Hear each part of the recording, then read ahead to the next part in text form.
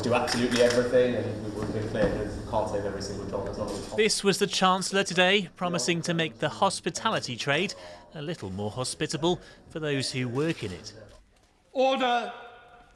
I call the Chancellor Rishi Sunak to make a statement to the House. Or rather, to revise his previous ones, as the Chancellor upgraded his support for businesses facing a ramping up of restrictions. A significant fall in consumer demand is causing profound economic harm to their industry. It is clear that they and other open but struggling businesses require further support. So, Mr. Speaker, I'm taking 3 further steps today. Firstly, he announced new grants for businesses in Tier 2, worth up to £2,100 each month and backdated to August.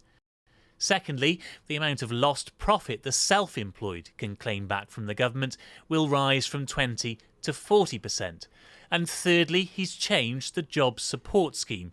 As well as paying 2/3 of wages at companies forced to close, the government will now also give more help to those struggling to stay open. Employees will need to work just 20% of their normal hours, with 2/3 of their remaining wages topped up almost entirely by the state. Labour only wish he'd offered it all sooner.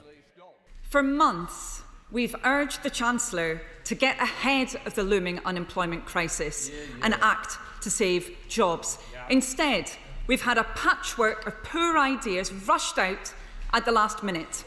Businesses do at least think this is more than just froth. Most say the support will help. But this restaurant in London still worries about its empty tables and empty bank balance. We don't have endless amounts of money lying around in hospitality. We survive on a day-to-day basis based on the amount of revenue and the people that come into our hospitality businesses, and it's really not enough. We need more. We're in survival mode. Do you think you're still going to have to lose people potentially then if it goes on like this? Yeah. If it continues like this, then we're not going to have the revenue or to be able to sustain to keep these people in work, and that scares me. Those fears have come true across much of northern England, where months of restrictions have already cost jobs. This afternoon, the Chancellor denied they've been an afterthought. It's a cumulative weight of all these new restrictions has really, if you speak to anyone in this industry, they're seeing it in their numbers quite significantly over the past few weeks. And that's why, as we've always said, we will adapt and evolve our response as the situation changes. And for businesses, things are only getting worse. Whatever the Chancellor serves up, further restrictions still threaten to be the finishing touch.